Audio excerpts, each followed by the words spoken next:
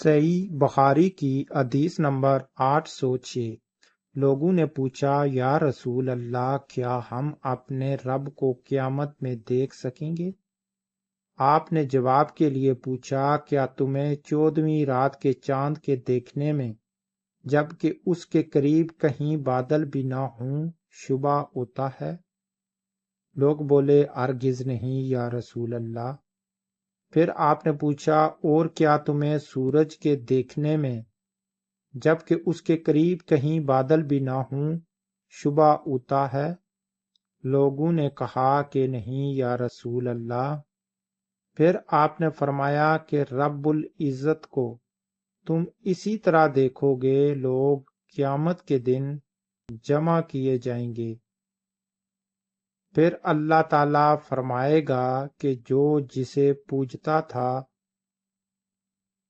وہ اس کے ساتھ ہو جائے۔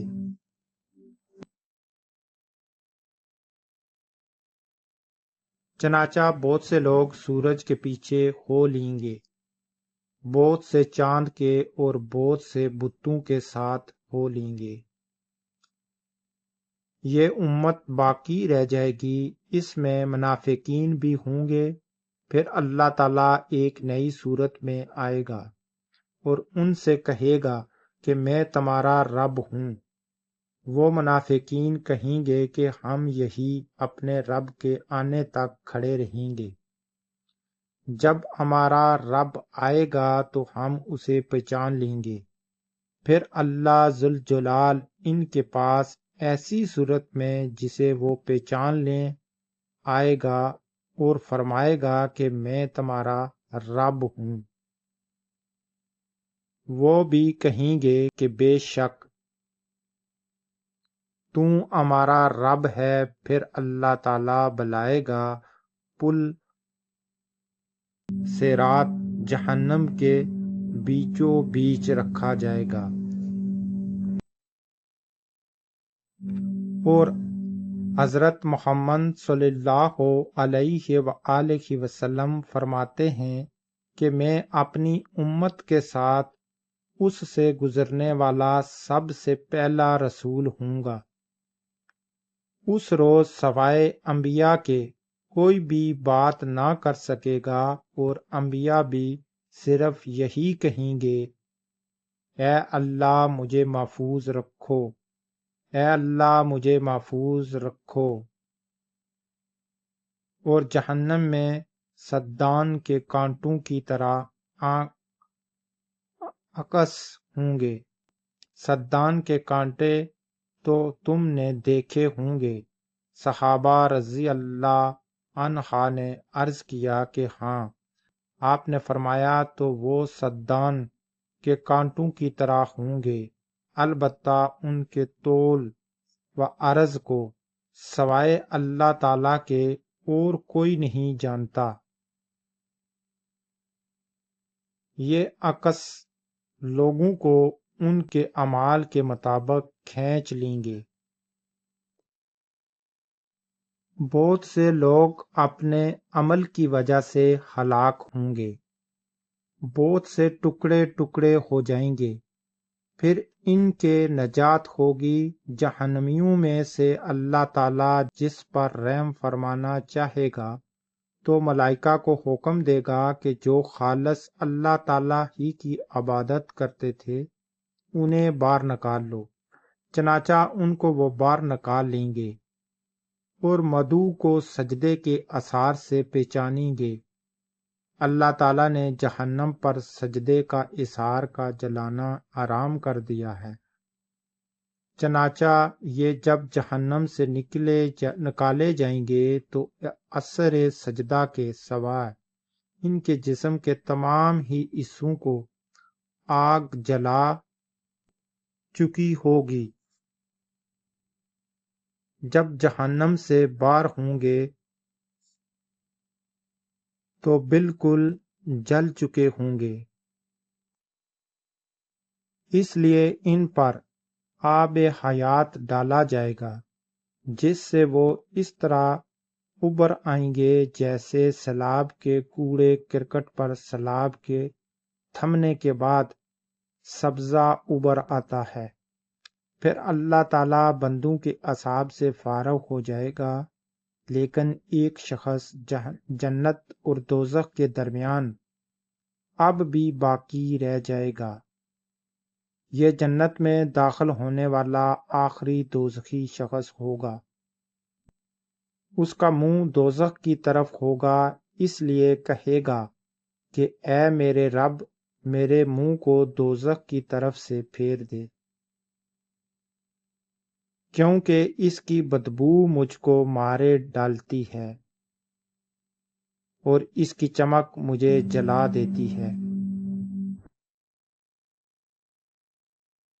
اللہ تعالیٰ پوچھے گا، کیا اگر تیری یہ تمنا پوری کر دوں تو دوبارہ کوئی نیا رسول تو نہیں کرے گا؟ بندہ کہے گا، نہیں، تیری بزرگی کی قسم، اور جسے جسے اللہ چاہے گا وہ قول و اقرار کرے گا۔ آخر اللہ تعالیٰ جہنم کی طرف سے اس کا منہ پھیر دے گا۔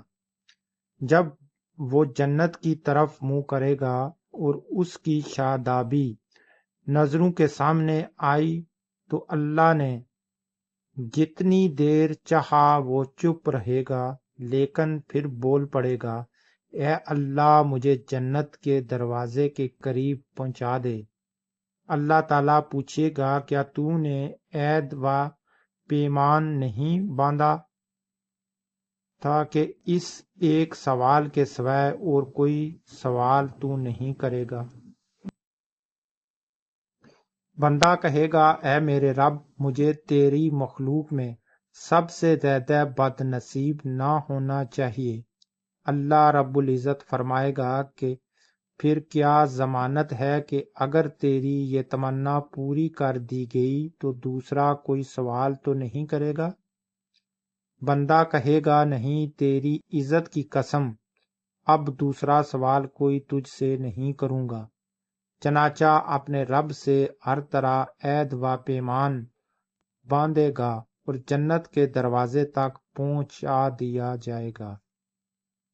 دروازے پر پہنچ کر جب جنت کی پینائی، تازگی اور مسرتوں کو دیکھے گا تو جب تک اللہ تعالیٰ چاہے گا وہ بندہ چپ رہے گا، لیکن آخر بول پڑے گا کہ اے اللہ، مجھے جنت کے اندر پہنچا دے۔ اللہ تعالیٰ فرمائے گا، افسوس اے ابن آدم، تو ایسا دغے باز کیوں بن گیا؟ کیا ابھی تو نے عہد و پیمان نہیں باندھا تھا کہ جو کچھ مجھے دے دیا گیا اس سے زیادہ اور کچھ نہیں مانگوں گا؟ بندہ کہے گا، اے رب، مجھے اپنے سب سے زیادہ بد نصیب مخلوق نہ بنا۔ اللہ پاک ہنس دے گا اور اسے جنت میں بھی داخل کی اجازت عطا فرما دے گا، اور پھر فرمائے گا، مانگ کیا تیری تمنا؟ چنانچہ وہ اپنی تمنائیں اللہ تعالیٰ کے سامنے رکھے گا، اور جب تمام تمنائیں ختم ہو جائیں گی تو اللہ تعالیٰ فرمائے گا کہ فلاں چیز اور مانگو، فلاں چیز کا مزید سوال کرو۔ خود اللہ پاک ہی یاد دہانی کرائے گا، اور جب وہ تمام تمنائیں پوری ہو جائیں گی تو فرمائے گا کہ تمہیں یہ سب اور اتنی ہی اور دی گئی۔ حضرت ابو سعید خدری رضی اللہ عنہ نے حضرت ابو ہریرہ رضی اللہ عنہ سے کہا کہ رسول اللہ صلی اللہ علیہ وآلہ وسلم نے فرمایا کہ یہ اور اس سے 10 گنا اور زیادہ تمہیں دی گئی۔ اس پر حضرت ابو ہریرہ رضی اللہ عنہ نے فرمایا کہ رسول اللہ صلی اللہ علیہ وآلہ وسلم کی یہی بات صرف مجھے یاد ہے کہ تمہیں یہ تمنائیں اور اتنی ہی اور دی گئی، لیکن حضرت ابو سعید رضی اللہ عنہ نے فرمایا کہ میں نے آپ کو یہ کہتے سنا تھا کہ یہ اور اس کی 10 گنا تمنائیں تجھ کو دی گئی۔